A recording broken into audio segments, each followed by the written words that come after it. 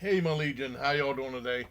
I've been getting some requests to review a movie called Super Shark, and I saw it when it premiered on Sci-Fi way back in 2011. And this is another one of the crazy shark movies before Sharknado happened. But there was some other crazy ones like Mega Shark versus Mega Octopus and stuff like that, where the shark jumped up and dragged the plane out of the air, and really silly stuff. Uh, and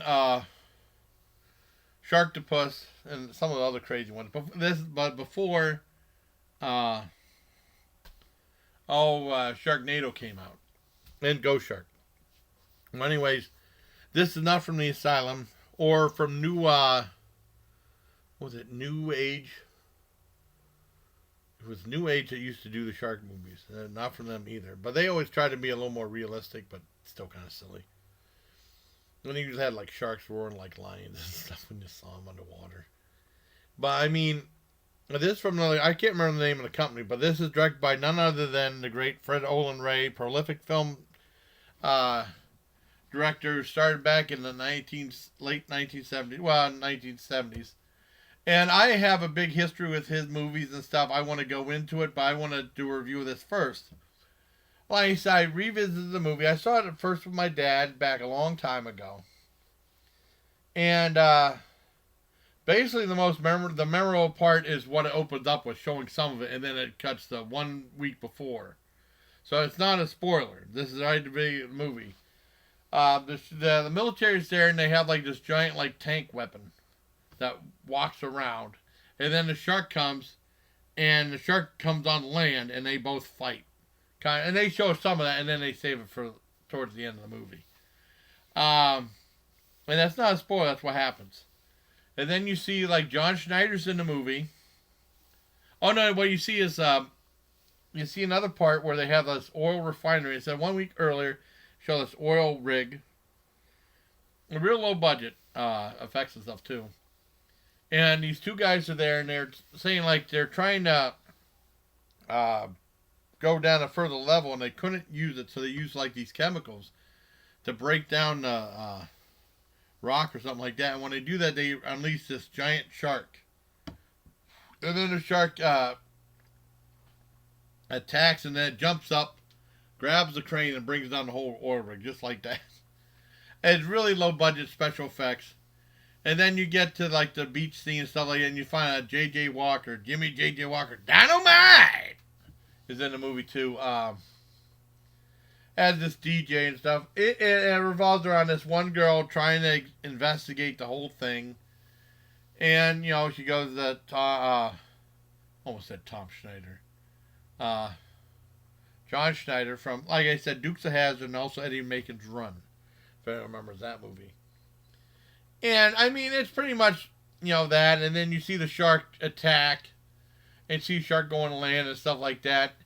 The one reason I just pretty much remember that and the shark being silly is because the human characters aren't very interesting. I mean, John Schneider's fine, and Jimmy J.J. Walker, I don't know. I mean, he's okay. He's not like, I don't know. He's just acting behind something. He looks like an overact a little bit, which is fine, no big deal.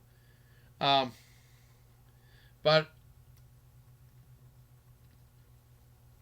I remember that he hosted a bikini, and there's no nudistry in it. But there's like a bikini type thing in it, like a bikini contest. And my dad and I thought this one girl should have won instead of you'll know her when you see her. But, I mean, the other two girls are very pretty too. I mean, all the girls in there were pretty, but maybe that one girl should have won. But I'm not saying who it is. You have to see the movie. It's okay. I mean, it's very slow moving. The human characters aren't that interesting. It would have been cool if they would have played the human characters more funny. They tried to play it real straight with the shark being real silly. Aside from that, I mean, it's just human characters. Aside from that, I really enjoyed the movie. I give it a 7.5 out of 10. I saw it a long time ago. It's cool revisiting it. But basically, pretty much what I like is all the shark stuff, and then John Schneider's fine, and Jimmy J.J. Walker's okay, and the bikini stuff's all right. So I hope you liked this review. I want to thank Tony Thomas. Tony Talent for making a cool thumbnail. See, my mouth gets ahead of my brain sometimes. And now I want to talk to you about my history with Fred Olen Ray. I mean, I was a big fan of his. And then I like everyone else, I lost track after a while. And he did so many things that went. I mean, it was like growing up. You know, he had the 3 channels, and usually it just went off video on VHS and stuff like that. And some of that was easy to find. And now it's like there's so much. He might have done stuff for cable and stuff I lost track of, and all this other, you know. And he did one with Mike Dudikoff, which I see if I can see if they'll. When I look through the filmography, I see if they'll trigger something. I'll remember the name. I can't remember the name offhand. I watched that with Dad too. Dad liked it. But I remember as a kid, you know, it was just after Siskel and Ebert left sneak previews, and then they had Michael Medved, and Jeffrey Lyons replacing them. And they still had the Dogs of the Week, and they had a movie called Scalps on there, and it said it made the dog loses Alpo or something like that. That was the first time I ever heard of Fred Olen Ray, and he said it was cool that he got mentioned in that movie. And that was a drive-in film. The first Fred Olen Ray movie I saw, and wasn't until much later we got VHS. And Continental Video had, you know, regular videos. And I liked a lot of stuff on Continental. And then they had double features. 2 of the double features I saw weren't very good. Executioner Part 2, which was the guy that just put like grenades in people's clothing. Really stupid. Robert Mitchum's brother. It was awful. And Frozen Scream, which was pretty bad too. But he had instead of Rock Around the Clock, he had a song called Jack Around the Shack. And then they did like a some of R-rated thing with Jailbait Babysitter or something else. But boy, those are terrible. I mean, they weren't porn or nothing like that. They just weren't very good. But they had a double feature horror of The Slayer and Scalps. That's a really good one. Definitely, if you have a chance to see it, see that one. Back in the old days of VHS on Continental. And I remember on Continental also, he did a one called Bioshock? Let me see. Let's see. Oh, Biohazard in 1985. In 83 he did Scalps, and then, yeah, okay. Yeah, that was really good too. That was a lot of fun. And after that, he started doing a lot of movies for different places. I remember in Germany, well, I remember he did a movie for Columbia called Armed Response, which at the time was like his biggest budgeted movie. Like it cost $1.5 million. I don't know what his budgets are now, but back then it was a big budget. David Carradine was in it. Lee Van Cleef. I remember renting it, and it was a good movie, and Dad liked it. I think John saw it, and some kid in school saw it. Armed Response was a really good action film he did. He said the biggest budget he ever worked with. And then he did 87 with Deep Space, which I remember seeing, I think when I was in AIT. And then there was some off and on. I saw Hollywood Chainsaw Hookers. I saw that, Dr. S.K. I saw that in Fort Bragg. No, Fort Detrick, Maryland. That's a great one. That's a really good one. Mob Boss, I remember seeing that. That was played on TV. But Eddie Dees in it. My friend said, that's the dumbest movie I've ever seen. It was okay. It was kind of stupid, but it was okay. A lot of fun movies. And then I'm going to go through his... Oh, let me see if I can find that Michael Dudikoff one I got for $1. Oh, Scream Queen Hot Tub Party. That's a really good one. Haunting Fear. He did one Haunting Fear I saw at Cinemax. Haunting Fear sucked. Evil Tunes wasn't bad. Witch Academy. I think that was for... That was... was that Witch House? Well, I did see Witch Academy then. Okay, I thought it was Witch House. Mind Twister? No. See, Interstate, I can't remember what it was. He did one that had Michael Dudikoff in it. And then he had a cool, he had a cool DVD label he had called Retro Media, where you order something and then where you buy the and then inside there's a slip. And say if you mail this along with the receipt, you can receive like one of 4 different things. It was like an autographed picture of his girlfriend. Something like I was conceived at the drive-in birth certificate, and then they had like a book of stories, pulp stories, and then a CD. I remember getting a thing of his girlfriend and also the book. And then when he did a wrestling video where he actually plays a wrestler. Well, he's actually a wrestler. ACW Wildest Wrestling's Wildest Match. I bought that. Well, he was a wrestler named Freddie Valentine, and that didn't have that slip of paper in it. And then if you got all 4 slips of paper, you could turn it in and you get like a frame of the movie Evil Toons, of the animation from Evil Toons. Oh, it might have been Submerged. That might have been the one. It was a submarine movie with Michael Dudikoff in it, I think. That might have been the one. If he did Venomous, is that the one that sucked? Oh my God, Venomous sucked. I didn't know he did that.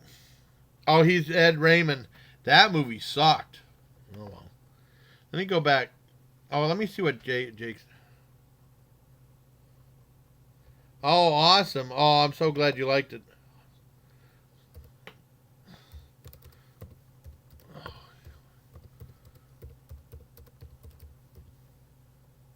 I didn't mean to upload for tonight. Damn it. Damn it.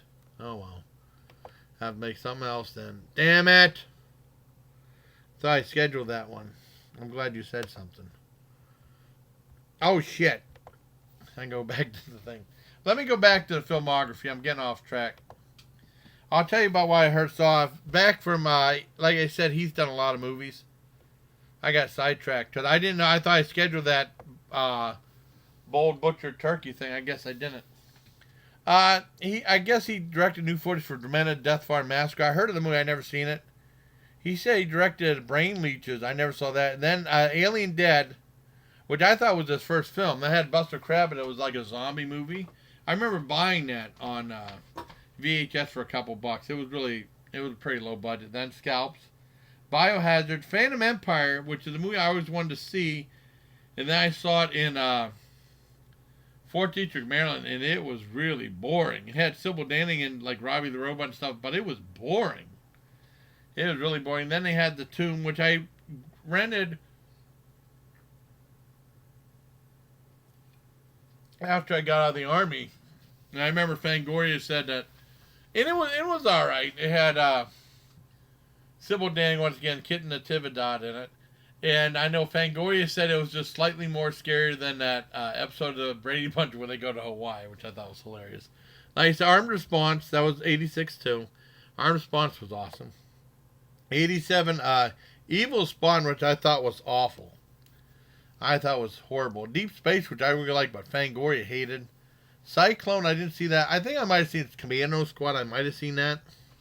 Sometimes he's uncredited. He's uncredited in some of these movies. Beverly Hills Vamp, I don't think I ever seen that one. Prison Ship, I didn't see that. Hollywood Chainsaw Hookers, I saw. I'm a big fan of that. Alienator, I know of. I never saw it. Terminal Force, I saw that. Warlords, no. Mob Boss, yeah, I saw that. Let me see. Queen Queen Hot Tub Party, I saw that. That was a really good one. Like I said, Haunting Fear sucked. Evil Toons, I love. I was a big fan of Evil Toons. Artie Johnson's in that too. That's a really good one. And then I think he went the way of some other people. He did like children's films and then action films and like erotica. Like I said, I lost track of a lot of his films he did. Now he probably did a lot still, like Bikini Drive-In, Over the Wire, Fugitive Rage.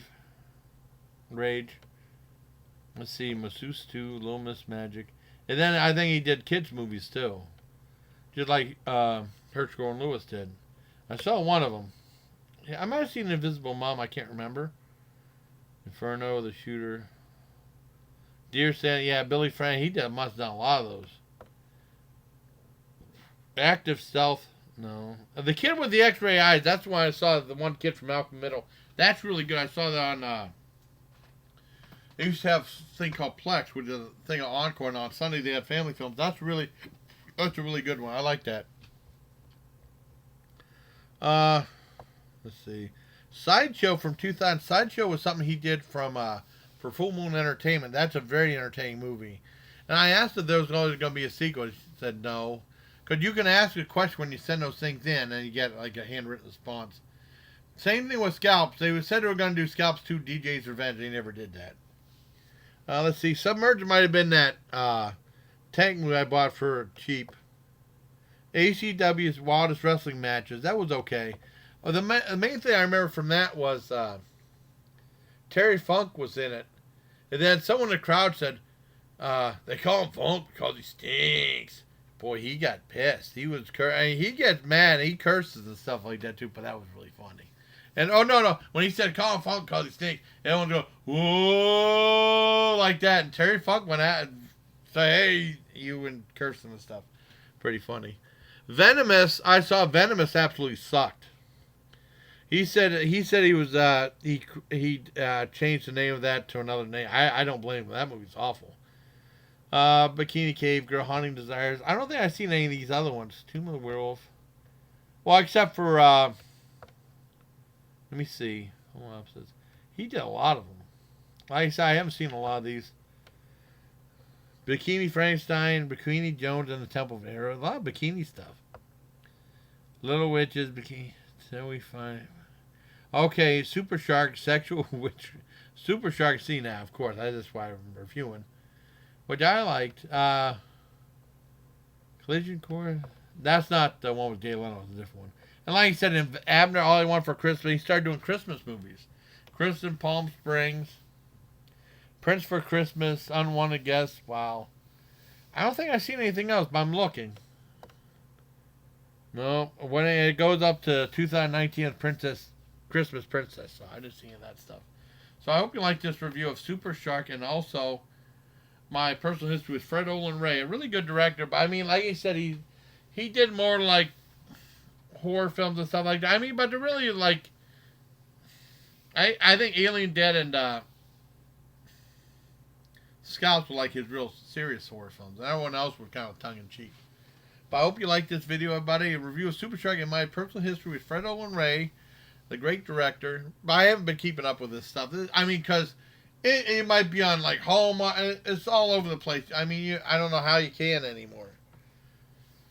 But growing up is by go to a video rental place. If it's there, it's there. If it ain't, it ain't. You know, and you have the 3 stations, and then you have PBS, and that's how it was growing up in the 80s. So hope you liked this video, everybody. Till next time, please take care, my legion. Oh, and like I said, what was that one that it was cool? I forgot about this. That one, Deep Space, it was. I mean, that's the one Fangoria hated. I love that one. Bo Swenson was in that, and also Ron Glass, who I haven't seen in a long time, from Barney Miller. Where's it at? Yeah, Deep Space was Barney Miller, and also, of course, well, Barney Miller and a new Odd Couple back in the 80s. So, hope you liked this video. Until next time, everybody, please take care, my legion.